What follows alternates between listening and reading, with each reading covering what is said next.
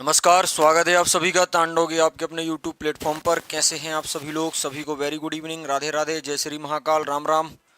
दीपिका, ज्योति, Sonam, SJ सभी को very good evening, Radhe Radhe, जय श्री महाकाल, राम राम। स्वागत है आप सभी का।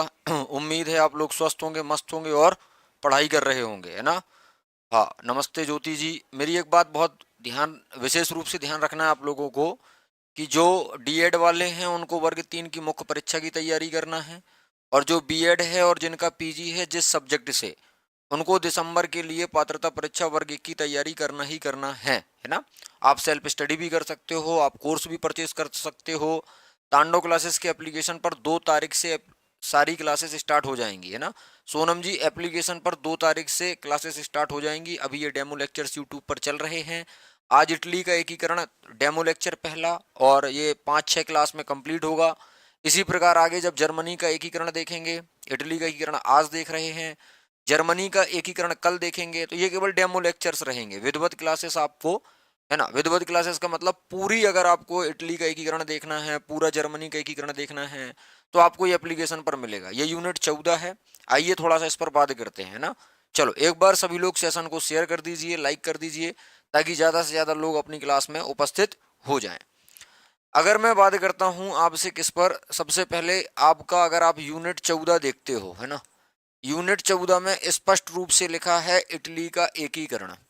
यूनिट 14 में स्पष्ट रूप से लिखा है इटली का एकीकरण। तो अगर बात करी जाए, क्या इटली एक नहीं था? इटली एक नहीं था, है ना। इटली के बारे में अगर बात करी जाए, ध्यान से सुनिएगा, इटली के बारे में अगर बात करी जाए तो रोमन साम्राज्य की राजधानी रहा करता था इटली का रोम, है ना। रोमन साम्राज्य आपने पढ़ा है, हाँ। तो अगर मैं बात करूं कि 18वीं सदी के पूर्वार्ध में इटली नाम का कोई देश नहीं था, तो यहाँ पर हम एक एक पॉइंट जो है वो डिस्कस करते हुए चलेंगे, है ना। तो 18वीं सदी के पूर्वार्ध तक, 18वीं सदी के पूर्वार्ध तक, है ना, 18वीं सदी के पूर्वार्ध तक इटली नाम का कोई देश नहीं था। इटली नाम का कोई देश नहीं था। इटली नाम का जो है वो कोई आपको देश नहीं मिलता है। इटली नाम का कोई देश नहीं था, क्योंकि इटली जो है वो छोटे छोटे प्रायद्वीपों में बटा हुआ था। इटली 3 ओर से सागरों से, एक ओर से स्थल से घिरा हुआ है, और यहाँ पर आपको भूमध्य सागर, अलाप्स पर्वत वगैरह देखने को मिलेंगे। तो मैं इसकी जियोग्राफिकल कंडीशन भी बताऊंगा। इसका एक अपना भौगोलिक और सांस्कृतिक महत्व है, उसको भी हम डिस्कस करेंगे। तो पहला पॉइंट हमने ये देखा कि 18वीं सदी के पूर्वार्ध तक इटली नाम का कोई देश नहीं है। हम इटली के एकीकरण में ये देखते हैं कि इटली की राजधानी जो रोम है, रोम पर जो इटली का अधिकार होता है ना, वो 1870 में होता है। और यहाँ पर कई सारे नामों पर भी मैं आपसे चर्चा करूंगा, जैसे एम्यूनल्स के बारे में बताऊंगा मैं आपको, जो कि पीडमोंट का शासक हुआ करता था। मैं यहाँ पर आपको काउंट काबूर के बारे में बताऊंगा, गैरीबाल्डी के बारे में बताऊंगा, मैजनी के बारे में बताऊंगा, सोल ऑफ इटली किसे कहा जाता है, इटली की तलवार किसे कहा जाता है, इटली का मस्तिष्क किसे कहा जाता है। तो ये सारे फैक्चुअल जो सवाल हैं ये आपको देखने को मिलेंगे। रिसार्चोमेंटो किसका समाचार पत्र है, ठीक। यंग इटली नाम का जो एक संगठन बनाया गया वो किसके द्वारा बनाया गया, है ना। जेल किसको हुई थी, तो मैजनी को 1830 में जेल हुई थी। 1831 में जब वो जेल से बाहर निकला तो उसने युवाओं को इकट्ठा किया, और इकट्ठा करने के पश्चात उसने 1831 में यंग इटली नाम का एक युवाओं को इकट्ठा करके एक संगठन बनाया। हमने 1810 में देखा था कि एक गुप्त संस्था बनी थी जिसका नाम था कार्बोनरी संस्था, और इसी कार्बोनरी संस्था का सदस्य भी हुआ करता था। तो ऐसे बहुत सारे पॉइंट्स हैं, ऐसे बहुत सारे पॉइंट्स हैं जो हमने डिस्कस किए हुए हैं ऑलरेडी वर्ग 2 की क्लासेस में, है ना, ऑलरेडी वर्ग 2 की क्लासेस में, है ना। तो यहाँ पर 18वीं सदी के पूर्वार्ध तक इटली नाम का कोई देश नहीं था, लिखा है मैंने यहाँ पर आपका, है ना। आगे चलकर बस केवल जो है ना, जो केवल है वो क्या है, तो इटली का सांस्कृतिक या भौगोलिक महत्व था। इटली का इस समय तक, इटली का सांस्कृतिक व भौगोलिक महत्व था। इटली का सांस्कृतिक व भौगोलिक महत्व था। इटली का सांस्कृतिक व भौगोलिक महत्व था, है ना। क्योंकि प्राचीन, अगर मैं बात करूं सांस्कृतिक की या ऐतिहासिक की, तो प्राचीन रोमन साम्राज्य का अगर आप देखोगे तो केंद्र क्या था, तो रोम था, है ना। प्राचीन रोमन साम्राज्य का जो केंद्र, अगर हम सेंटर देखते हैं तो प्राचीन रोमन साम्राज्य का अगर आपको सेंटर देखना है तो आपको रोम मिलेगा। और रोम वर्तमान इटली की क्या है? तो रोम वर्तमान इटली की राजधानी है। रोम क्या है? तो वर्तमान इटली की राजधानी है। अगर देखा जाए जो कैथोलिक आया है, जो कैथोलिक धर्म था संपूर्ण यूरोप में जो फैला हुआ था, कैथोलिक धर्म का भी केंद्र बिंदु क्या था? कैथोलिक धर्म का केंद्र बिंदु भी आपका इटली का रोम ही था, है ना, इटली का रोम ही था। और कैथोलिक जो है ये पूरे यूरोप में फैला हुआ था, यूरोप में, संपूर्ण यूरोप में फैला हुआ था। मतलब कैथोलिकों का विरोध करना मतलब पूरे यूरोप का विरोध करना, संपूर्ण यूरोप में फैला हुआ धर्म था ये, है ना। यहाँ पर लोग इस रिलीजियस को बहुत ज्यादा मानते थे। इसके अलावा रोम की अगर मैं बात करूं तो लैटिन भाषा जो है इसका विकास भी यहीं पर हुआ है ना। तो लैटिन भाषा हो गई आपका, कैथोलिक धर्म हो गया आपका, प्राचीन रोमन साम्राज्य हो गया आपका। तो इटली का एक ऐतिहासिक और सांस्कृतिक महत्व हमें देखने को मिलता है, ठीक है। लेकिन इटली नाम का हमें कोई देश नहीं मिलता है। और अगर मैं बोलूं कि इटली को एकीकृत करने में जो सबसे बड़ा योगदान है वो किसका है, तो वो नेपोलियन का है। क्योंकि नेपोलियन जब अपना विजयी अभियान आगे बढ़ा रहा था, तब आप देखोगे कि नेपोलियन जब अपना विजय अभियान बढ़ा रहा है, तब नेपोलियन के साथ साथ इटली की जनता जो है, इटली की जनता जो है वो क्या कर रही है, इटली की जनता के अंदर राष्ट्रवाद या राष्ट्रवादी भावना या चेतना का विस्तार हो रहा है। उनको भी अपने राष्ट्र के प्रति जो है सम्मान या राष्ट्र के प्रति प्रेम जो है वो जागृत हो गया है। तो एक बार थम्स अप करो कि सर हमें इतनी बात समझ में आ गई है कि प्राचीन रोमन साम्राज्य में रोम सेंटर पॉइंट हुआ करता था, कैथोलिक धर्म का केंद्र भी इटली का रोम हुआ करता था, संपूर्ण यूरोप में कैथोलिक धर्म फैला हुआ था, है ना। और लैटिन भाषा का विकास या लैटिन भाषा का उदय अगर मैं बोलता हूं तो वो भी इटली में ही हुआ है, जो कि संपूर्ण यूरोप में लैटिन भाषा चलती थी। मैं आपको आगे चलकर बताऊंगा जो फासीवाद है वो फासिज्म से बना है ना, फासिस्ट से बना है। इटालवी भाषा का शब्द है जिसका शाब्दिक अर्थ होता है कि आप बोलोगे लकड़ियों का गट्ठा, है ना। तो वो सब हम आगे बात करेंगे जब हम आपके सिलेबस में हालांकि नाजीवाद फासीवाद दिया नहीं गया, आपके में इटली का एकीकरण और आपके में जर्मनी का एकीकरण दिया गया है। तो पहला पॉइंट केवल इतना याद रखना है कि 18वीं सदी के पूर्वार्ध तक इटली नाम का कोई देश नहीं है तो केवल इटली का एक सांस्कृतिक और एक भौगोलिक महत्व है। और सांस्कृतिक मैंने महत्व में बताया कि आपका प्राचीन रोमन साम्राज्य का केंद्र रोम था, कैथोलिक धर्म का केंद्र भी आपका इटली का रोम था। और अगर मैं बात करता हूँ कैथोलिक धर्म संपूर्ण यूरोप में फैला हुआ था, लैटिन भाषा का विकास भी या लैटिन भाषा का उदय भी अगर हम देखते हैं तो वो भी हमें इटली के रोम में इसका उदय देखने को मिलता है। अब हमने एक आप देखोगे कि इटली को प्रायद्वीप बोला जाता था, मतलब इटली को प्रायद्वीप की संज्ञा दी जाती थी। तो मैंने आपको बोला भी है कि इसको प्रायद्वीप की संज्ञा क्यों दी जाती है ना। हाँ, नमस्ते सर जी, आपसे बहुत मदद मिली लेकिन 61 नंबर ही बने वर्ग 2 में, है ना। जमकर मेहनत करनी है। हाँ बिल्कुल मेहनत करिएगा रीता जी, वर्ग 1 में, है ना, वर्ग 1 पात्रता परीक्षा निकालिएगा, है ना, क्योंकि हमें कुछ ना कुछ अच्छा मिलना होगा, ये बात हमेशा याद रखिएगा। ईश्वर की बनाई गई व्यवस्था में शक नहीं करते, आपका काम है कर्म करना, आप कर्म करिएगा, जितना हमसे सपोर्ट बनेगा हम करेंगे आपका, है ना जी। आगे जब मैं बढ़ा संपूर्ण यूरोप में फैला हुआ था। अब आप लोग बोलते हो कि इटली क्या है, एक प्रायद्वीप है, पेनिनसुला है ना। इटली क्या है, तो मैंने बोला कि इटली प्रायद्वीप है। इटली क्या है, तो इटली एक प्रायद्वीप है। इटली क्या है, तो इटली एक प्रायद्वीप है। अब मैंने बोला प्रायद्वीप कैसे बोल रहे हो, प्रायद्वीप क्यों बोल रहे हो, तो आप बोलोगे कि सर इटली तीनों ओर से जल से घिरा हुआ है। इटली तीनों ओर से जल से घिरा हुआ है। मैंने बोला इसका भौगोलिक महत्व है क्योंकि भूमध्य सागर है। इटली के एकीकरण होने से जो इंग्लैंड था ना, इसको भी डर था, इंग्लैंड और फ्रांस को डर था, क्योंकि इंग्लैंड और फ्रांस भूमध्य सागर से अपना व्यापार करते थे। और अगर इटली का एकीकरण हो जाता तो फिर उनके जो व्यापारिक जो समुद्री जो जहाज थे वो कहीं ना कहीं इटली उस पर अपना आधिपत्य जमाता। इटली बोलता भैया टैक्स लगना है, अगर तुम्हारा जहाज यहाँ से निकलेगा तो तुम्हें टैक्स देना पड़ेगा। मेरी बात समझ पा रहे ध्यान से कि नहीं। तो इटली के एकीकरण में, है ना, इटली के एकीकरण में फ्रांस और क्या इंग्लैंड जो है वो थोड़ा सा चिंतित हैं, वो थोड़ा सा चिंतित हैं। हाँ प्रायद्वीप देश था, बिल्कुल था, है ना। तो इटली तीनों ओर से जल से घिरा था, और मतलब जल से घिरा होने का मतलब क्या है, घिरा हुआ था। और जल से घिरा होने का मतलब यह है कि यहाँ पर आपको जल बाउंड्री या वाटर बाउंड्री जो मिलती है वो किसकी मिलती है, तो आपको भूमध्य सागर की देखने को मिलती है। तो इटली तीनों ओर से जल से घिरा था तथा उत्तर में नर्दन अगर देखा जाए तो तथा उत्तर में आल्पस पर्वत था, है ना, तथा उत्तर में आल्पस पर्वत था।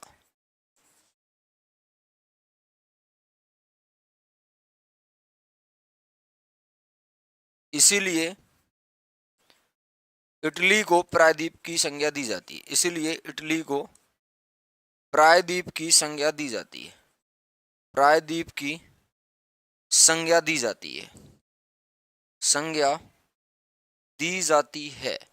आप लोगों ने जब वर्ग 2 का पढ़ा था मेरे से, है ना, वर्ग 2 का जब आप लोगों ने पढ़ा था, ठीक है, तो आपको मैंने बोला भी था कि इटली का एकीकरण हो, जर्मनी का एकीकरण हो, नाजीवाद हो, फासीवाद हो, है ना, चाहे फर्स्ट वर्ल्ड वॉर हो, चाहे सेकंड वर्ल्ड वॉर हो, चाहे फ्रांसीसी क्रांति हो या रूसी क्रांति हो, मैंने बोला था कि ये तुम जाओ पढ़ लो, ये यहाँ पर मैं जो पढ़ा रहा हूँ उसके बाद तुम जो है असिस्टेंट प्रोफेसर तक का पेपर दे देना, तुम्हें कहीं से कहीं तक कोई दिक्कत नहीं आएगी, है ना। तो हमने बहुत डिटेल में पढ़ा है वर्ग 2 में, तो वही सारी चीज़ें रिकॉल होंगी, लेकिन ये सारी क्लासेस मैंने यूट्यूब पर नहीं दी थी, है ना, केवल यूट्यूब पर एमसीक्यू थे। अब मैं इनको यूट्यूब पर डिटेल में कुछ क्लासेस डालूंगा ताकि आप लोग देख लीजिए, है ना। हाँ, हाँ सर जी, बोला था आपने कि 50% मैच करेगी। हाँ, मतलब ये यहाँ पर पूरा काम आएगा आपका। अब हम बात करते हैं वीना कांग्रेस की, है ना। वीना कांग्रेस जो हुआ था, मैं आपसे पूछना चाहता हूँ कब हुआ था। एक व्यवस्था थी वीना कांग्रेस व्यवस्था, वीना कांग्रेस व्यवस्था, ये व्यवस्था कब की है आप लोग मुझे कमेंट करके बताइएगा फटाफट से, क्योंकि सीधा सीधा सवाल आ सकता है कि वीना कांग्रेस व्यवस्था कब का है। तो आप जवाब देंगे कि वीना कांग्रेस व्यवस्था जो है वो 1800 कब का है। 4 ऑप्शन देता हूं, आप लोग मुझे कमेंट करके बताना, 1811, 1812, 1815 या फिर 1817। तो वीना कांग्रेस व्यवस्था के तहत हमने इटली को 8 भागों में बांट दिया था। इटली के बेसिकली अगर भौगोलिक क्षेत्र देखे जाएं तो वो केवल 3 ही थे, एक उत्तर था, एक मध्य था और एक दक्षिण था, ठीक है। यस, नीलेश का, अनीता का कहना है 1815। तो वीना कांग्रेस व्यवस्था कब की थी आपकी, ये 1815 की थी। और इस व्यवस्था में इटली को कितने भागों में बांटा गया, तो इटली को 8 भागों में बांटा गया। इस व्यवस्था के अंतर्गत इटली को कितने भागों में बांटा गया है, तो इटली को 8 भागों में बांटा गया है। इटली को 8 भागों में बांटा गया है। अब ये जो इटली को 8 भागों में बांटा गया है ना, ये आठों के आठों भागों में अलग अलग शासक क्या कर रहे हैं, तो शासन कर रहे हैं। अलग अलग क्षेत्र या अलग अलग आप देखोगे तो अलग अलग क्षेत्रों में अलग अलग शासक है। 8 भागों में 8 आपको अलग अलग शासन करते हुए नजर आएंगे। लेकिन अगर क्षेत्र विशेष पर बात करी जाए तो केवल इतनी इटली को 3 भागों में बांटा गया था। एक तो आपका उत्तरी क्षेत्र था, एक आपका मध्य क्षेत्र था और एक आपका दक्षिणी क्षेत्र था। मैं आपको भी कुछ रियासतों के नाम भी बताऊंगा, कुछ दक्षिण की रियासतें भी बताऊंगा, कुछ मध्य में जो रियासतें थी, रियासत मतलब जहां पर राजा रजवाड़े राज करते हैं उसे हम प्रिंसी स्टेट्स या रियासत कहते हैं। जहां पर राजा रजवाड़े राज करते हैं उसे हम प्रिंसी स्टेट्स, या जैसे मैं पूछूं आपसे कि परमा, मोडेना, टस्कनी किसका हिस्सा है, मैंने पूछा आपसे नेपल्स वाला जो हिस्सा है वो किसका है। आपसे ऐसे सवाल भी एग्जामिनर पूछ सकता है ना, आपसे ऐसे सवाल भी एग्जामिनर पूछ सकता है। मैंने आपसे पूछा है कि आप मुझे ये बताइएगा कि नेपल्स वाला जो हिस्सा है वो उत्तर में आता है, मध्य में आता है या दक्षिण में आता है। अब मैं आपसे पूछ रहा हूं परमा, मोडेना, टस्कनी जो है वो किसका पार्ट है। मैंने पूछा वेनिसिया कहां पर मिलेगा, मैंने पूछा सार्डिनिया कहां पर मिलेगा, मैंने पूछा पीडमोंट कहां पर मिलेगा, तो ये पेपल कहां पर मिलेगा। तो ये सारे क्षेत्रों के नाम आपको याद रखना पड़ेंगे और इसी क्षेत्र में तो आपके 8 जो हैं राजवंश काम करते नजर आएंगे। जैसे मैंने आपको पढ़ाया भी है कि सार्डिनिया और पीडमोंट जो है ये आपका उत्तर पश्चिम में हुआ करता था और उत्तर पश्चिम में होने के साथ साथ यहाँ पर सेवाय राजवंश का राज भी हुआ करता था। मैंने बोला परमा, मोडेना और टस्कनी की अगर मैं बात करता हूं तो ये मध्य इटली के पार्ट हुआ करते थे। अगर मैं दक्षिणी की बात करता हूं कि दक्षिणी हिस्से में क्या था, तो दक्षिणी हिस्से में नेपल्स हुआ करता था। क्या ये सारी बातें आप लोग जानते हो पहले से। अब ये इसलिए इतिहास के आप लोगों को आसान लग रहा होगा क्योंकि आप लोग पढ़ चुके हो और आप लोगों ने रिवीजन क्लासेस भी ली हैं और 5-5 4-4 क्लासेस आपने एप्लीकेशन पर देखी हैं 2-2 घंटे की, तो आपको बहुत आसान लग रहा होगा। लेकिन जो नए लोग हैं, है ना, हाँ, ऑस्ट्रिया के राजकुमार जो थे उन्होंने इसकी अध्यक्षता करी थी, जिसका नाम था मेटरनिक, है ना। ये वीना में हुआ था और यहाँ पर ऑस्ट्रिया जो था, ऑस्ट्रिया ने इसकी क्या करी थी, अध्यक्षता करी थी। और इस समय ऑस्ट्रिया के जो राजकुमार थे, ऑस्ट्रिया के जो शासक थे, उनका नाम मेटरनिक था। आपने केवल मेटरनिक नाम लिखा है, मैं आपको ये डिटेल देना चाहता हूँ कि आप इतनी जानकारी और रखिएगा कि जो वीना कांग्रेस हुई थी, वीना कांग्रेस का जो सम्मेलन 1815 में हुआ था, इसमें ऑस्ट्रिया को अध्यक्षता का कार्यभार सौंपा गया। और ऑस्ट्रिया के जो राजकुमार थे इस समय, उनका नाम मेटरनिक था। उनका नाम क्या था, मेटरनिक था। ठीक है, 65 नंबर हैं, 23 अप्रैल को पेपर था, 2 शिफ्ट में था। ठीक है सर, है ना। जो बीत गई सो बात गई। अब हम आगे की बात करते हैं। आइए इन 8 भागों की चर्चा करते हैं। मुझे बताइए, सार्डिनिया पीडमोंट जो है, ये मैन है आपका, है ना। सार्डिनिया पीडमोंट जो है आपका, ये कहाँ पर मिलेगा, किस हिस्से में मिलेगा? सार्डिनिया पीडमोंट आपका किस हिस्से में मिलेगा, मुझे कमेंट करके आप लोग बताइएगा। अगर आप लोगों को पता है, हिंदी में 80 है, हो जाएगा, है ना। अच्छा है, ठीक है, आपकी क्लास यूट्यूब पर देखी थी, ठीक है सर, है ना, बहुत बढ़िया। तो सार्डिनिया पीडमोंट हो गया, है ना। इसके अलावा लोम्बार्डी हो गया, ठीक है। इसके अलावा वेनिसिया हो गया, है ना। इसके अलावा वेनिसिया हो गया, इसके अलावा परमा हो गया। हमें 8 लिखना है ना, परमा, मैडोना और टस्कनी को एक साथ लिखेंगे, क्योंकि ये मध्य इटली का पार्ट था, यहाँ पर पोप का राज हुआ करता था। और यहाँ पर पोप के राज के साथ साथ ऑस्ट्रिया का भी प्रभुत्व था। तो अगर कभी पूछा जाए क्या विदेशी प्रभुत्व या विदेशी जो थे वो ऑस्ट्रिया के वो इटली के एकीकरण में बाधा थे, बिल्कुल थे, है ना। ऑस्ट्रिया का यहाँ पर आप देखोगे तो बोलबाला है। ठीक है, इसके बाद 5वें नंबर पर अगर मैं बात करता हूँ तो आपको माफ करना, 5वें में परमा हो गया, एक मैडोना हो जाएगा, एक टस्कनी हो जाएगा, लेम्बॉर्डी मैंने लिख दिया है, वेनिसिया मैंने लिख दिया है। इसके अलावा सिसिली वाला क्षेत्र हो जाएगा। सिसिली मतलब मैं दक्षिणी इटली की बात कर रहा हूँ, मैं नेपल्स की बात कर रहा हूँ, ठीक है। और इसके अलावा आप बोलोगे कि एक आपका पेपल राज्य हो जाएगा, जहाँ पर पोप का राज था। एक आपका पेपल राज्य हो जाएगा, जहाँ पर पोप राज करते थे, जहाँ पर पोप राज करते थे। इतनी बात समझ में आ गई। 8 पार्ट समझ में आ गई कि इटली को 8 भागों में बांटा गया है। सार्डिनिया पीडमोंट एक है, लोम्बार्डी है ना। लोम्बार्डी के साथ साथ वेनिसिया है, परमा है, मोडेना है, टस्कनी है ना। और अगर मैं इसको बोलूं कि 8 भागों में 8 रियासतों में बांटा गया है, तो भी बात सही है ना, तो भी बात बिल्कुल सही है। अब इसकी सवाल सर किस तरीके से पूछा जाएगा, है ना, ये मुद्दा बड़ा है। ये मुद्दा बड़ा है कि सवाल किस तरीके से पूछा जाएगा। अब सुनिएगा, अब सुनिएगा ध्यान से। मैंने बोला कि इटली के उत्तर पश्चिम में, अभी हम इसकी प्रैक्टिस भी करेंगे, इटली के उत्तर पश्चिम में, है ना, इटली के उत्तर पश्चिम में हमने बोला कि भैया सार्डिनिया और पीडमोंट है, रियासत है, यहाँ पर राजा बैठा होगा, सार्डिनिया या पीडमोंट है ना। इटली के उत्तर पश्चिम में सार्डिनिया या पीडमोंट है, और यहाँ पर सेवाय राजवंश का शासन है, यहाँ पर सेवाय राजवंश का राज है। अच्छा सर, ये बात हमें समझ में आ गई, है ना। सर आप पीएससी मेंस के लिए कुछ बताएं, ये सर मुझे भी लिखने हैं, लिखना है। हाँ, अजय शर्मा जी, अभी हम इस पर बात कर रहे हैं, तो अभी हम इस पर ही बात करेंगे सर, है ना। असिस्टेंट प्रोफेसर देना है, ठीक है। सब्जेक्ट कौन सा है आपका? हिस्ट्री है। हिस्ट्री तो ये काम आएगा आपका, है ना। इटली के उत्तर पश्चिम में सार्डिनिया पीडमोंट है, सेवाय राजवंश यहाँ पर शासन कर रहा है। इसके अलावा इटली के उत्तर पूर्व में क्या है, कमेंट करके बताओ।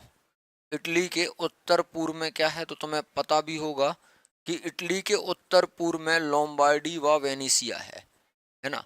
लोम्बार्डी व वेनिसिया है। और अगर मैं ये बात करता हूँ कि उत्तर पूर्व में जो लोम्बार्डी और वेनिसिया है, यहाँ पर विदेशी शक्ति मतलब ऑस्ट्रिया का बोलबाला है। अल्टीमेटली यहाँ पर देखा जाए तो ऑस्ट्रिया की चलती है, राजा केवल नाम मात्र का है ना, राजा केवल नाम मात्र का है। सार्डिनिया पीडमोंट उत्तर पश्चिम में है, वेरी गुड। और उत्तर पूर्व में अगर बात करी जाए तो लोम्बार्डी और वेनेशिया है जहां पर ऑस्ट्रिया का प्रभुत्व है। क्या तुम्हें थोड़ी सी कहानी याद आ रही है कि जो काबूर है, काबूर को ये बहुत अच्छे से पता है कि मुझे किसकी सहायता चाहिए, मुझे फ्रांस की सहायता चाहिए और बिना किसी विदेशी शक्ति के मैं ऑस्ट्रिया को नहीं हरा सकता। ये काबूर को बहुत अच्छे से पता है। और फ्रांस में उस समय किसका बोलबाला था? नेपोलियन तृतीय का बोलबाला था। तो क्या काबूर नेपोलियन से मिलता है? हाँ। क्या काबूर जो है वो क्या काबूर जो है वो आपको मैंने एक कहानी सुनाई थी कि जो इटली का एकीकरण हुआ है वो आपका किसके कीचड़ में हुआ है? बताना जरा। एक युद्ध हुआ था, तुर्की वगैरह था वहां पर, 1854 के आसपास की बात है। 1854 में एक युद्ध हुआ था और उसमें तुर्की और कौन कौन लड़े थे? याद आ रहा है कुछ कुछ कि नहीं आ रहा है? नहीं आ रहा हो तो मैं खड़ा हूं तुम्हारे लिए, काय चिंता कर रहे हो? लेकिन मैं तुमसे पूछना चाहता हूं क्योंकि तुम पढ़ चुके हो, बेसिक से चल रहा है, 4-5 क्लासेस होंगी तब इसका ये आपका एंड होगा, है ना। तो इटली के उत्तर पूर्व में लोम्बार्डी व वेनेशिया है, यहाँ पर ऑस्ट्रिया का प्रभुत्व है, ठीक है। हाँ, 1854 में एक युद्ध हुआ था, क्रीमिया का युद्ध, या और इसी क्रीमिया के युद्ध में क्या हुआ था? तो इसी क्रीमिया के युद्ध में इटली के एकीकरण, ऐसा बोला जाता है क्रीमिया के कीचड़ में इटली का एकीकरण हुआ था। 1854 में हुआ था क्रीमिया का युद्ध, जिसमें तुर्की और क्या थे? मित्र राष्ट्र थे। तो मित्र राष्ट्रों की तरफ से काबूल पहुंच गया था, तो मतलब उसने पूरे यूरोप का ध्यान केंद्रित कर दिया था इटली की तरफ, और वो मित्र राष्ट्रों से सहायता चाहता था क्योंकि वो फ्रांस से ये समर्थन चाहता था कि कल के दिन अगर वो ऑस्ट्रिया पर आक्रमण करता है तो फ्रांस उसकी मदद करेगा कि नहीं करेगा। नेपोलियन ने बोला था कि तुम ऑस्ट्रिया पर आक्रमण करो, मैं तुम्हारी पूरी मदद करूंगा। बदले में कुछ नेपोलियन ने मांगा भी था, लालच भी नेपोलियन को दिया गया था कि हम आपको ये देंगे। याद आ रहा है? हाँ सर, याद आ रहा है कि उसको भी कुछ लालच दिया गया था। आइए बात करते हैं कि जो इटली के स्वतंत्र राज्य थे जहां पर पोप का शासन था, इटली के दक्षिण में क्या था, इन सब पर भी हम बात कर लेते हैं। सर जी, फर्स्ट सेकंड सेमेस्टर में 52% है, थर्ड फोर्थ सेमेस्टर में 47% है। ओबीसी में आते हैं, क्या हम वर्ग बिल्कुल दे पाएंगे? क्यों नहीं दे पाएंगे, है ना, बिल्कुल दे पाएंगे। 50% रहता है ना, 55% जनरल के लिए रहता है, 50% आपके लिए रहता है। हाँ, तो ओवरऑल मार्कशीट आएगी ना आपकी, उसमें आप देखिएगा कितना स्कोर है। तो यहाँ पर देखते हैं इटली के स्वतंत्र राज्य, है ना, यहाँ पर देखते हैं इटली के स्वतंत्र राज्य, इटली के स्वतंत्र राज्य जो कि मध्य इटली का हिस्सा है। और यहाँ पर आपको क्या मिलेगा? परमा मिलेगा, ठीक है। परमा के साथ साथ क्या मिलेगा? मेडोना मिलेगा, ठीक है। और यहाँ पर आपको क्या मिलेगा? टस्कनी मिलेगा, ठीक है। जब मैं आगे बढ़ा तब मुझे ये मिला कि इटली के दक्षिणी, है ना, इटली के दक्षिण में क्या है? इटली के दक्षिण में क्या है? तो मैं बोलूंगा कि इटली के दक्षिण में आपने सिसिली द्वीप सुना होगा, ज्वालामुखी के लिए फेमस है ये, है ना। और सिसिली, क्योंकि द्वीपों को ही तो इकट्ठा किया गया है। सिसिली में आपकी जो नेपल्स रियासत थी, इस पर सर्वप्रथम प्रभाव पड़ता है। यहाँ के लोग सबसे पहले जागरूक होते हैं, यहाँ के लोग सबसे पहले जागरूक होते हैं, है ना। तो आपको इटली के दक्षिण में सिसिली है, इटली के स्वतंत्र राज्य में आपका परमा मोडेना है। और पोप का शासन में आपको बता चुका हूं, पोप का शासन में आपको बता चुका हूं कि पेपल राज्य हुआ करता था जहां पर पोप का शासन था, है ना। पोप का शासन कहां पर था? तो पोप का शासन जो था वो पेपल राज्य में था, वो पेपल राज्य में था। अब मेरा एक आपसे सवाल है, जिस प्रकार मैंने आपसे बोला कि सार्डिनिया व पीडमोंट में सेवाय राजवंश का राज है, ऐसे ही मैं आपसे ये पूछना चाहता हूं कि इटली के दक्षिण में जो सिसिली और नेपल्स है, यहाँ पर कौन सा राजवंश कार्य कर रहा है, कौन सा राजवंश शासन कर रहा है? तो तुम बड़ी आसानी से जवाब दोगे कि सर यहाँ पर आपने हमें पढ़ाया था कि बूर्बो राजवंश जो है, यहाँ पर जो आपने हमें पढ़ाया था वो बूर्बो राजवंश जो है वो राज कर रहा है। और पोप का शासन कहाँ पर है? पेपल राज्य में है। इटली के स्वतंत्र राज्य परमा, मोडेना और टस्कनी है, लेकिन यहाँ पर चलती किसकी है? तो यहाँ पर भी सर हमें ऑस्ट्रिया का प्रभुत्व देखने को मिलता है। Very good Geetanjali, very good Aruna, है ना। बूर्बो राजवंश एकदम सही है आप लोगों का। तो यहाँ तक की बातें मुझे उम्मीद है कि आप लोगों को अच्छे से समझ में आ रही होंगी, है ना। यहाँ तक की बातें उम्मीद है कि मुझे अच्छे से आप लोगों को समझ में आ रही होंगी।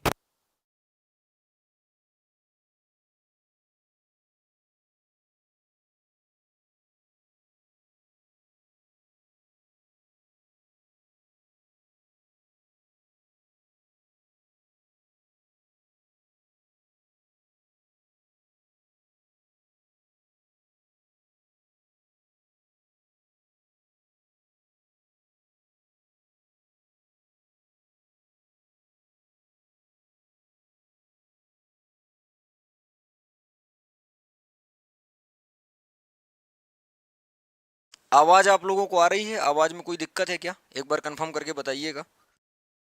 1 मिनट का समय दीजिएगा, बैटरी डिस्चार्ज हो गए। हम्म।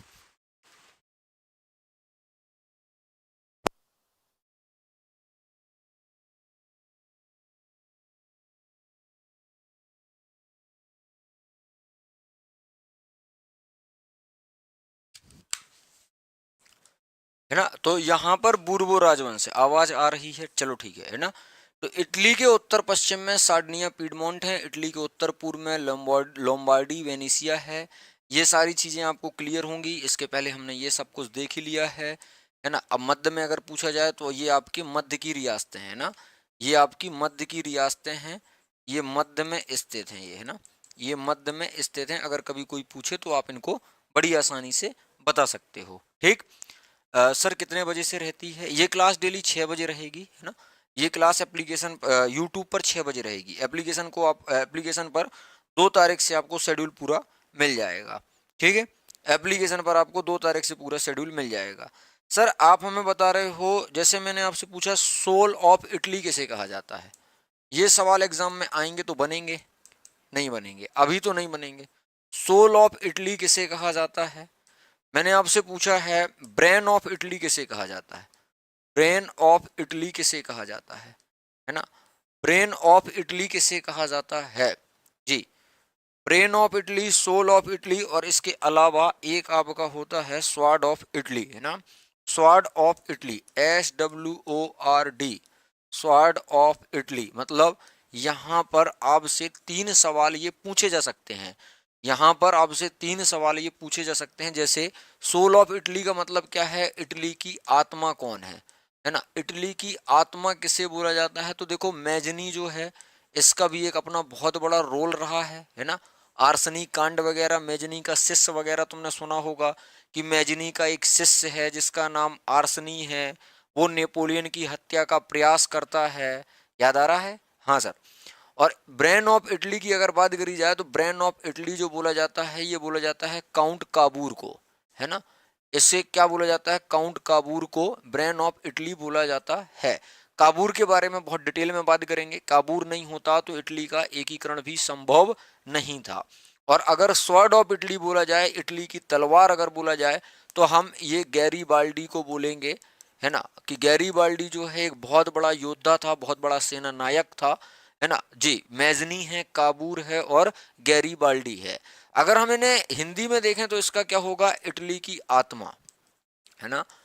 इटली की आत्मा किसे बोलेंगे? मैजनी को बोलेंगे। अगर मैंने बोला इटली का मस्तिष्क, अगर मैंने बोला आपसे कि इटली का मस्तिष्क मतलब दिमाग किसका चला है, तो काबूर का चला है। अगर मैंने बोला तलवार किसकी चली है, योद्धा कौन है, तो इटली की जो तलवार बोला जाता है, या इटली के लिए जो योद्धा सेना नायक के रूप में काम कर रहा था, वो कौन कर रहा था, तो हम बोलेंगे गैरीबाल्डी कर रहा था।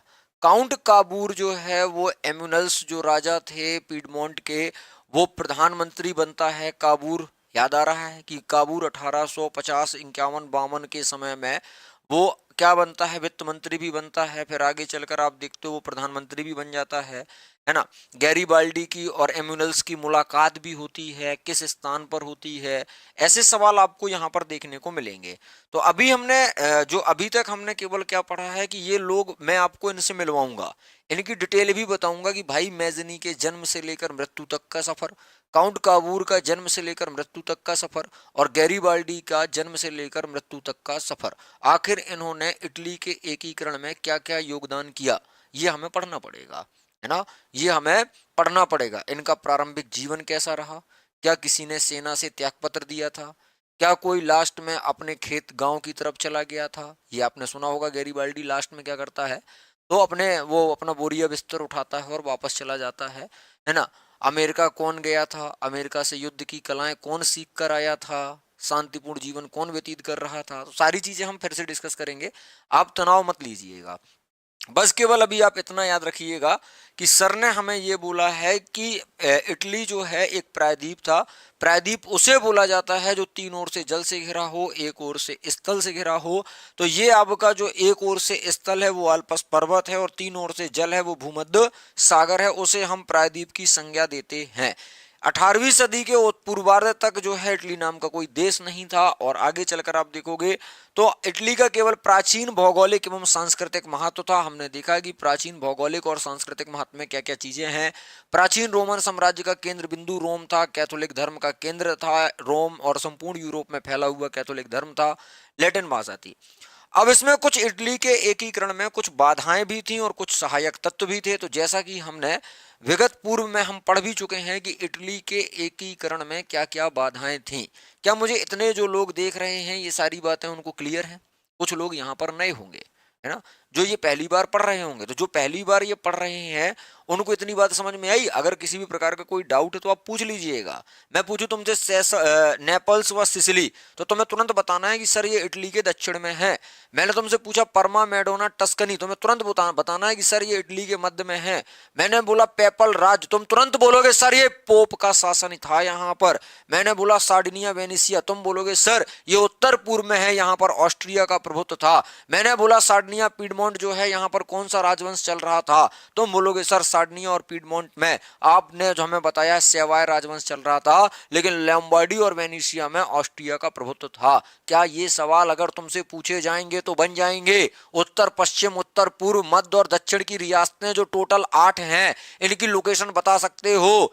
इटली जो प्रायद्वीप है इसे प्रायद्वीप क्यों बोल रहे हैं ये बता सकते हो। वीना कॉन्फ्रेंस या वीना जो कांग्रेस व्यवस्था है ये कब होती है? 1815 में होती है। इसकी अध्यक्षता कौन करता है? मेटरनिक करता है, जो कि ऑस्ट्रिया का राजकुमार था। ये बता सकते हो, हाँ या ना में जवाब दीजिएगा कि सर हम ये बड़ी आसानी से बता देंगे कि जो जो आपने अभी हमें पढ़ाया, धीरे धीरे क्लास को धीरे धीरे आगे बढ़ाएंगे, बता दोगे, वेरी गुड। अब जब मैं आगे बढ़ा तब आपको मैंने क्या बताया था कि इटली के एकीकरण में बाधाएं क्या क्या थी।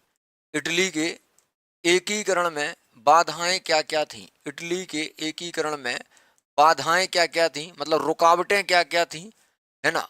और सहायक तत्व भी हमने पढ़े हैं कि भैया सहायक तत्व में क्या क्या है और बाधाओं में क्या क्या है, ठीक है। तो सबसे पहले हम बाधाओं पर चर्चा कर लेते हैं कि इटली के एकीकरण में कौन कौन सी बाधाएं थी। इटली के एकीकरण में कौन कौन सी बाधाएं थी। अगर आप देखो तो इटली में अगर आप देखोगे तो प्रारंभ में क्या चलता था। प्रारंभ में एक राज्य दूसरे राज्य के विरुद्ध है, एक शहर दूसरे शहर के विरुद्ध है, एक परिवार दूसरे परिवार के विरुद्ध है, और एक आदमी दूसरे आदमी के विरुद्ध है।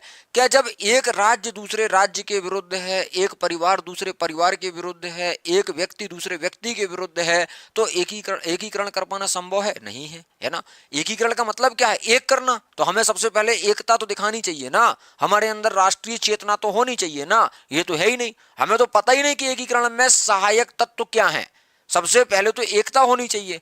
तो आपको मैंने एक पॉइंट बोला था कि ऑस्ट्रिया के राजकुमार हैं जिनका नाम है मेटरनिक। ये आपसे सवाल पूछा जा सकता है ना। ये आपसे सवाल पूछा जा सकता है कि ये स्टेटमेंट किसका है। तो ऑस्ट्रिया के राजकुमार थे जिनका नाम था मेटरनिक। ऑस्ट्रिया के राजकुमार मेटरनिक ने कहा, किसके संबंध में? इटली के संबंध में कहा, ने इटली के संबंध में कहा, है ना। इटली के संबंध में कहा, इटली के संबंध में कहा कि एक राज्य दूसरे राज्य के विरोध में है ना। एक राज्य दूसरे राज्य से मधुर संबंध स्थापित नहीं कर पा रहा है ना। के संबंध में कहा कि ध्यान से सुनना, एक राज्य दूसरे राज्य के विरुद्ध है, एक राज्य दूसरे राज्य के विरुद्ध है, एक राज्य दूसरे राज्य के विरुद्ध है। अगली लाइन में वो बोलता है कि एक परिवार दूसरे परिवार के विरुद्ध है, मतलब पारिवारिक एकता भी नहीं मिल रही हमें यहां पर। एक परिवार दूसरे परिवार के विरुद्ध है, एक परिवार दूसरे परिवार के विरुद्ध है, एक परिवार दूसरे परिवार के विरुद्ध है। अगला है एक आदमी दूसरे आदमी के विरुद्ध है, एक आदमी दूसरे आदमी के विरुद्ध है, दूसरे आदमी के विरुद्ध है। ये स्टेटमेंट किसने दिया? अगर कभी भविष्य में पूछा जाए तो तुम बोलोगे कि ऑस्ट्रिया के राजकुमार मेटरनिक थे, उनने बोला था कि आदमी आदमी के विरुद्ध है, राज्य राज्य के विरुद्ध है और आपका परिवार परिवार के विरुद्ध है। तो जब विरुद्ध है, जब अगेंस्ट है, तो क्या इसका एकीकरण कर पाना संभव है? नहीं ना, नहीं। जब भैया आपस में तुम्हें एकता ही नहीं है तो एकीकरण कैसे हो जाएगा? एकीकरण कैसे हो जाएगा? और राज्य के साथ साथ यहां पर उन्होंने एक सेंटेंस और बोला था कि एक शहर दूसरे शहर के विरुद्ध है। उन्होंने एक सेंटेंस और बोला था कि एक शहर दूसरे शहर के विरुद्ध है। तो इन दो को थोड़ा सा नीचे लिख लीजिए और बीच में आप जो है एक शहर वाला पॉइंट भी लिख सकते हैं, है ना। बीच में आप जो है शहर वाला पॉइंट भी लिख सकते हैं। यहां पर लिख देता हूं, एक शहर दूसरे शहर के विरुद्ध है, एक शहर दूसरे शहर के विरुद्ध है, एक शहर दूसरे शहर के विरुद्ध है ना। और ये सब कौन बोल रहा है? तो ये सब बोलने वाले हमारे ऑस्ट्रिया के राजकुमार मेटरनिक हैं। अगली अगर मैं बात करता हूं कि एकीकरण में अगली बाधा क्या है, तो वो है आर्थिक विकास। पैसा तो हर जगह लगेगा भैया, कुछ भी करना हो पैसा तो लगेगा, पैसा तो लगेगा ही लगेगा। जैसे क्या? तो इनके पास क्या नहीं था? आर्थिक विकास में मेन चीजें क्या थी, मैं आपको बताता हूं। मैंने आपको बोला है कि अगर किसी क्षेत्र का विकास करना है, वहां पर क्या बिछा दो? सड़कें बिछा दो, है ना। वहां पर क्या बिछा दो? सड़कें बिछा दो। आर्थिक विकास में बाधा, आर्थिक विकास में प्रमुख बाधा क्या थी? तो इनके पास यातायात नहीं था। यातायात का मतलब ट्रांसपोर्टेशन नहीं था। ट्रांसपोर्टेशन में क्या आ जाएंगी? सड़क मार्ग आ जाएगा, रेल मार्ग आ जाएगा, वायु मार्ग आ जाएगा, ये सब मार्ग आ जाएंगे, है ना। अब जब सड़कें नहीं है तो गांव का आदमी शहर की ओर नहीं आ पा रहा है, ठीक है। मैंने आपको एग्जाम्पल देकर भी समझाया है कि गांव में दूध दही छाछ मठा की कीमत नहीं होती, लेकिन वही शहर में अगर बिकता है तो वो महंगा बिकता है ना। गेहूं अगर किसान गांव में किसी छोटे से दुकानदार या किसी छोटे से व्यापारी को बेचेगा तो उसको रियल कीमत नहीं मिलेगी, वास्तविक कीमत नहीं मिलेगी, वास्तविक मूल्य नहीं मिलेगा।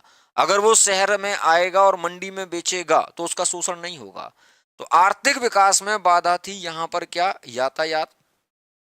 इनके पास उत्पादन के आधुनिक साधन नहीं थे। उत्पादन के इनके पास क्या नहीं थे? आधुनिक साधन नहीं थे। मतलब ये परंपरागत तरीके से क्या कर रहे थे? खेती कर रहे थे। तो उत्पादन के आधुनिक साधनों का अभाव होने के कारण जो उत्पादन था उसमें हमेशा क्या रहती थी? कमी रहती थी। मतलब कहने का उत्पादन ज्यादा नहीं हो पाता था, है ना। उत्पादन ज्यादा नहीं हो पाता था। यहां पर मैं जो बात कर रहा हूं वो एग्रीकल्चर की कर रहा हूं। और जब तक किसी क्षेत्र का एग्रीकल्चर अच्छा नहीं होगा तब तक आप वहां पे इंडस्ट्री डेवलप नहीं कर सकते हो। उसका रीजन ये है क्योंकि हमें कच्चे माल की आवश्यकता होती है और कच्चा माल हमें प्राथमिक क्षेत्र देता है। एग्रीकल्चर सेक्टर हमें प्राथमिक क्षेत्र जो है वो हमें क्या देता है? तो हमें कच्चा माल देता है। और किसी भी अर्थव्यवस्था की अगर आपको प्रगति देखनी है, अगर किसी अर्थव्यवस्था का आपको विकास देखना है तो आप वहां पर उद्योगों की संख्या को काउंट कर लीजिएगा। आप द्वितीय और तृतीय सेक्टर देखिएगा कि भाई यहां पर उद्योग है, सेवा क्षेत्र है। और अगर उद्योग तेजी से बढ़ रहे हैं, लोगों को रोजगार तेजी से मिल रहा है, लोग डिमांड ज्यादा कर रहे हैं, वस्तुओं का उत्पादन ज्यादा हो रहा है, अपने आप लोगों का जीवन स्तर अच्छा हो जाएगा और लोगों की लाइफस्टाइल अच्छे होने के साथ साथ हमारी अर्थव्यवस्था भी तेजी से बूम करेगी। हमारी अर्थव्यवस्था इस फ्लो में जाएगी, ऊपर की ओर जाएगी। समझ पा रहे मेरी बात, मैं क्या कहना चाहता हूं? तो उत्पादन के जब तुम्हारे पास मॉडर्न टेक्निक नहीं है, मॉडर्न मीडियम नहीं है, तब तुम्हारे उत्पादन में जब कमी हो रही है, तब तुम उद्योगों को कच्चा माल नहीं दे पा रहे हो, तो उद्योग लगने की संख्या में बढ़ोतरी होगी कि कमी होगी? जब सर कच्चा माल ही नहीं है तो उद्योग काहे को लगाएंगे? और जब तुम उद्योग नहीं लगाओगे तो तुम्हारी देश की अर्थव्यवस्था भी ठीक ठाक ढंग से रन नहीं करेगी, ठीक ठाक ढंग से नहीं चलेगी। मतलब आर्थिक विकास में बाधा है या नहीं है? हाँ, मुझे गेहूं को एक स्थान से दूसरे स्थान ले जाना है, मुझे उसका आटा बनाना है, मुझे उसकी ब्रेड बनानी है, मुझे उसका कुछ भी यूज करना है, बस मुझे गेहूं को एक स्थान से दूसरे स्थान ले जाने के लिए ट्रांसपोर्टेशन की आवश्यकता होगी कि नहीं होगी? बिल्कुल होगी सर, है ना? तो यहां पर यातायात के साधन नहीं थे, यहां पर उत्पादन के आधुनिक साधनों का अभाव था। आर्थिक विकास में प्रमुख बाधाएं ये थी, और जब तक किसी क्षेत्र का आर्थिक विकास नहीं करोगे तब तक ये एक बहुत बड़ी चुनौती मानी जाएगी, है ना? बहुत बड़ी चुनौती मानी जाएगी। तुम्हें युद्ध लड़ना है, युद्धों में हथियारों की आवश्यकता पड़ेगी, युद्धों में सैनिकों की आवश्यकता पड़ेगी, हाँ या ना? हाँ या ना? अब मैं इस ऑस्ट्रिया से बोलूं, इस ऑस्ट्रिया से बोलूं कि भैया कहां पर लिखा ऑस्ट्रिया का प्रभुत्व था, मैं लोम्बार्डी और वेनिसिया वाले क्षेत्रों को ऑस्ट्रिया से खाली करवाने का मैंने बोला कि खाली करो, है ना? मैंने अपनी सेना भेजी, मैंने यहां पर अपनी सेना भेजी, तो सेना फ्री में थोड़ी जाएगी, सेना को पैसा देना पड़ेगा, सेना को हथियार देना पड़ेगा कि नहीं देना पड़ेगा? तो सैनिकों को आधुनिक हथियार देने के लिए पैसा चाहिए, हाँ। सैनिकों को वेतन देने के लिए पैसा चाहिए, हाँ। सेना के रहने खाने की व्यवस्था करने के लिए पैसा चाहिए, हाँ। और जब तुम्हारे पास ये बाधाएं हैं तो तुम पैसा कहां से दोगे?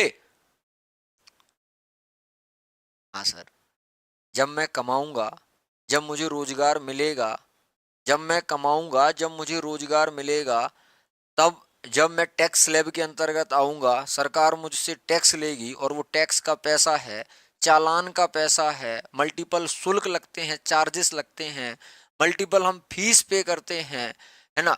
तो वही पैसा सरकार के पास एक रेवेन्यू इनकम के रूप में होता है, राजस्व आय के रूप में होता है, उसी से वो अपना आर्थिक विकास करता है, अपनी आर्थिक प्रगति करता है। तो वही पैसा तो सेना के जवानों को दिया जाएगा, उसी पैसे से तो आधुनिक हथियार खरीदे जाएंगे। लेकिन जब उद्योग ही नहीं लगेंगे, जब मुझे रोजगार ही नहीं मिलेगा, जब तांडव ही नहीं खुलेगा, तांडव में हिस्ट्री का बैच ही नहीं बनेगा, तो मेरा जीवन स्तर हो या मुझे रोजगार की बात करो आप, या मेरे टैक्सेशन की बात करो आप, हर एक युवा या हर एक व्यक्ति जो टैक्स पेयर है वो देश के विकास में योगदान दे रहा है। ये बात याद रखिएगा, क्योंकि हम टैक्स दे रहे हैं, उसी टैक्स से जितने भी शासकीय कर्मचारी अधिकारी हैं उनको सबको पेमेंट मिलता है ना? टैक्स ही का तो पैसा है वो। तो अब मुझे रोजगार मिला, जब रोजगार मिलेगा तब तो मैं टैक्स दूंगा, जब मेरे पास पैसा आएगा तब तो मैं सरकार को दूंगा, कि मैं अपना घर मकान बेच के सरकार को पैसा दे दूंगा। समझ पा रहे ना मेरी बात? तो इतनी बात, आर्थिक विकास जरूरी है कि नहीं है? किसी भी चीज के लिए आर्थिक विकास होना बहुत जरूरी है, क्योंकि हमें उस देश में शांति स्थापित करनी है। अगर तुम इन गरीबों को, हम 80 करोड़ करोड़ लोगों को खाना देते हैं, है ना? 80 करोड़ लोगों को खाना मिड डे मील उससे जाता है, खाद्य सुरक्षा अधिनियम से। समझ पा रहे मेरी बात? तो 80 करोड़ लोगों को जब आप खाना पहुंचा रहे हो, है ना, अगर आप उनको नहीं पहुंचाओगे तो दंगे हो जाएंगे, भुखमरी इतनी है, दंगे हो जाएंगे। महिलाओं को 1250 रुपए दे रहे हो, तो ये जो तुम सब्सिडी बांट रहे हो, ये जो तुम मुफ्त की रेवड़ी बांट रहे हो, कहाँ से बांट रहे हो? हम लोगों का पैसा है, टैक्स का पैसा है। थम्स अप करके बोलोगी सर इतनी बात एकदम समझ में आ गई है, सारी बातें क्रिस्टल क्लियर हैं। आपने हमें एकीकरण की बाधाओं में 2 बाधाएं बताई हैं, एक तो ऑस्ट्रिया के राजकुमार मेटरनिक ने ये बोला है इटली के संबंध में, दूसरा आपने बोला है कि आर्थिक विकास में भी बहुत सारी बाधाएं हैं।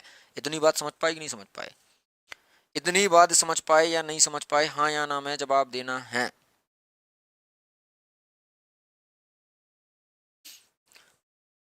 है ना? आगे जब मैं बढ़ा तब यहाँ के लोगों को आगे जब मैं बढ़ता हूँ तब मैंने यहाँ पर एक चीज आपको ये सिखाई थी कि लोगों के अंदर अगर देखा जाए तो लोगों के अंदर, या जो जनता है यहाँ की, है ना, ये जितनी भी मैंने रियासतें बताई हैं, लोगों के अंदर राष्ट्रीय चेतना नहीं है।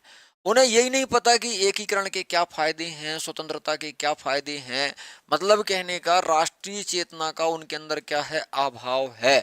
और मैं आपको बता दूं, चाहे जितने आपके पास हथियार हों, चाहे जितने आपके पास सैनिक हों, जब तक आपके अंदर राष्ट्रीय चेतना नहीं आएगी तब तक आप अपने देश का अब विकास या अपने देश को स्वतंत्र नहीं कर पाएंगे। अगर हमारे देश के लोगों के अंदर राष्ट्रीय चेतना ना आई होती, जैसे आपने देखा है जो इंडियन रेनेसा है, जो पुनर्जागरण है, भारतीय पुनर्जागरण का जनक, जो अग्रदूत, जो पितामह बोला जाता है, राजा राम मोहन राय को बोला जाता है।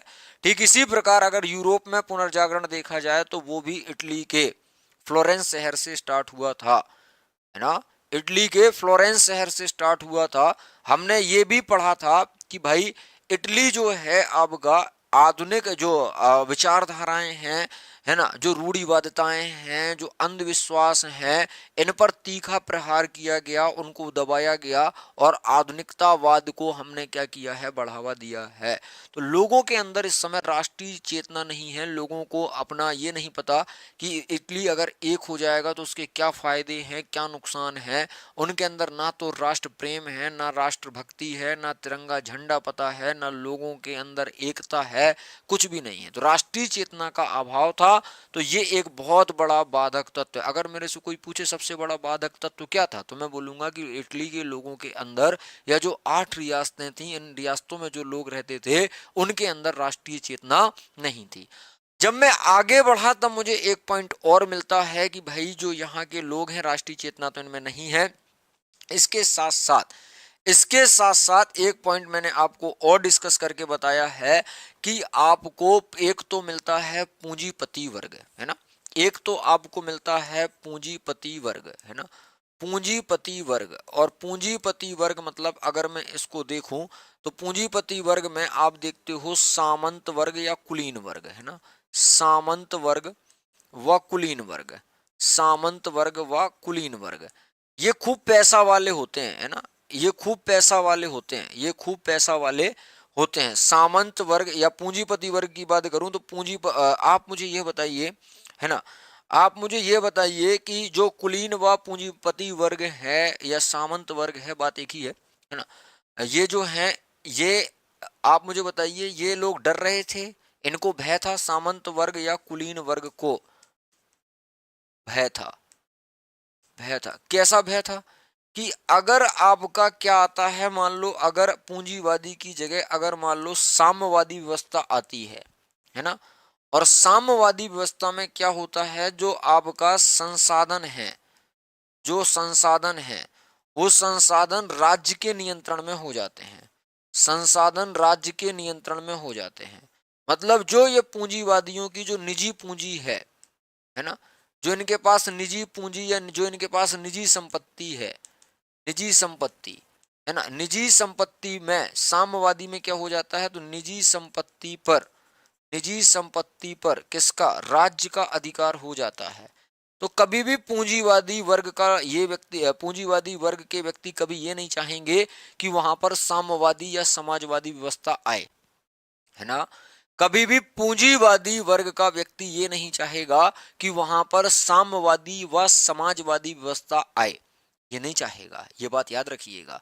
तो पूंजीपति वर्ग के जो लोग हैं, जैसे सामंत व कुलीन जो लोग थे, उनको भय था कि अगर साम्यवादी विचारधारा आ गई तो साम्यवादी विचारधारा के अंतर्गत जो हमारे पास जो भी संपत्ति है वो सब हमसे छीन ली जाएगी और वो सब राज्य के नियंत्रण में, राज्य का नियंत्रण मतलब जो भी वर्तमान सरकार होगी उसके नियंत्रण में हो जाएगी। और यहाँ पर राज्य के नियंत्रण में होने के साथ साथ यहाँ पर संसाधनों का क्या किया जाएगा, संसाधनों का न्यायपूर्ण वितरण किया जाएगा। और न्यायपूर्ण वितरण क्यों किया जाएगा संसाधनों का, ताकि हम क्या स्थापित कर सकें, सामाजिक व आर्थिक न्याय, सामाजिक व आर्थिक जो है सामाजिक व आर्थिक समानता स्थापित करने के लिए, सामाजिक व आर्थिक समानता स्थापित करने के लिए संसाधनों का न्यायपूर्ण वितरण किया जाता है।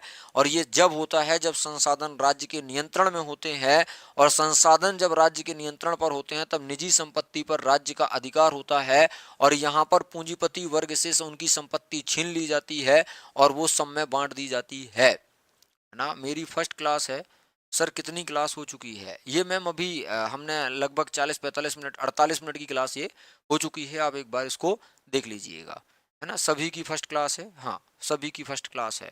तो यहाँ तक की चीज़ें आप लोगों को उम्मीद है आप लोगों को समझ में आ गई होंगी, है ना। इसकी पीडीएफ आपको तांडव क्लासेस के एप्लीकेशन पर मिल जाएगी।